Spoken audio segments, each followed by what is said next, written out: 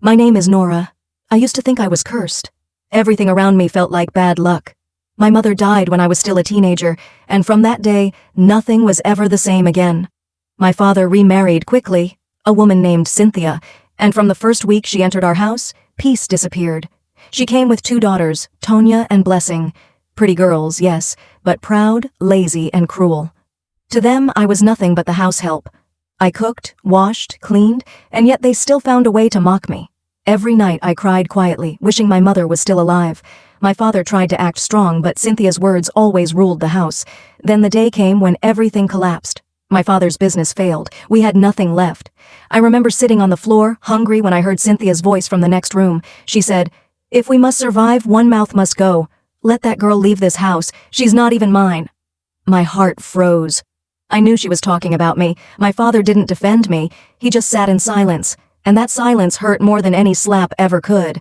The next morning they said I would be sent to live with a man named Gabriel, a poor mechanic who lived at the edge of town. Everyone said he was broke, dirty, and hopeless. I packed my small bag with 2 dresses and followed my father quietly. Cynthia stood by the door laughing, saying, "At least she'll suffer with her kind." When I arrived at Gabriel's house, I was ready for more suffering, but what I met shocked me. He was kind, calm. His clothes were simple, his house was small, but there was peace there, something I hadn't felt in years. He said, "You must be tired. Eat first before you cry." I wanted to hide my tears, but that simple kindness broke me. For the first time in a long time, I felt safe. Days turned to weeks. Gabriel was never harsh. He worked hard every day, fixing things around the house and going out quietly, but at night, something strange always happened. Expensive cars would stop by his gate. Men in suits dropped off envelopes, and sometimes I would hear him on the phone saying things like, "Make the transfer quietly. Nobody must know I'm alive yet." I started wondering what kind of poor man talks like that. Then one night, he fell sick. I panicked and searched his room for medicine. That was when I found a small key hidden under his pillow. I don't know what pushed me, but I followed my curiosity. The key opened a locked door behind a curtain. Inside that room, my world changed. I saw gold watches, documents with his name, land papers, and pictures of him shaking hands with powerful men, governors, businessmen, even a president. Newspaper clippings on the wall said, "Business tycoon disappears after betrayal." I couldn't breathe. Just then, the door opened behind me. It was him. He looked at me and said softly, "So, you've seen it?" I dropped the key, trembling. "Who are you?" I asked. He smiled sadly and said, "I was once a powerful man, Nora. I had everything, money, cars, respect, but I was betrayed by the woman I loved and the people I trusted most. They tried to destroy me, so I disappeared. I wanted to see who would love me when I had nothing. I couldn't hold back my tears."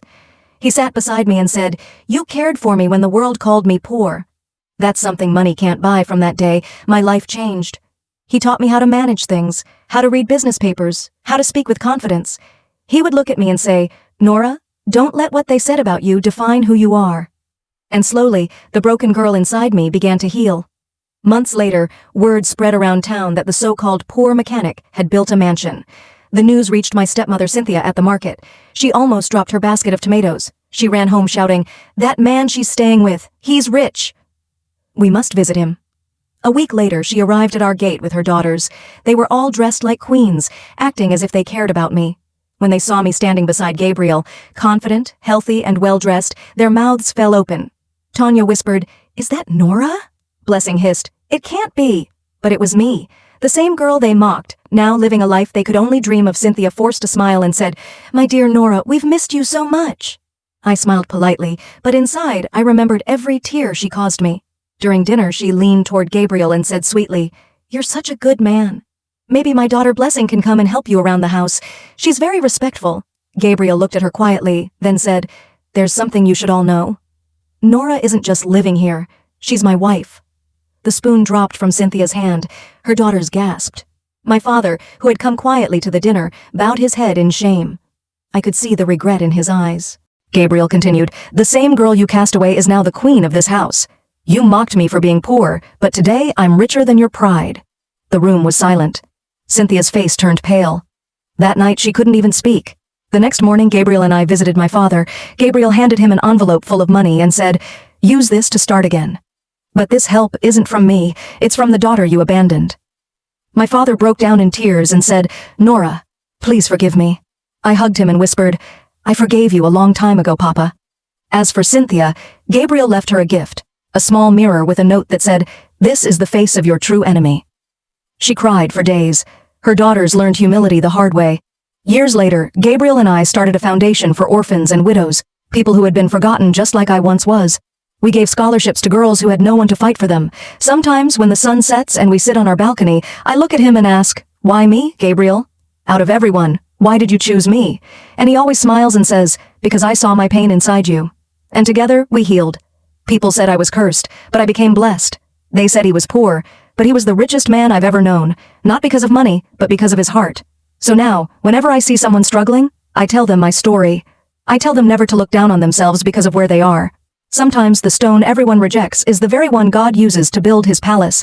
My name is Nora, and the poor man they mocked became the love of my life.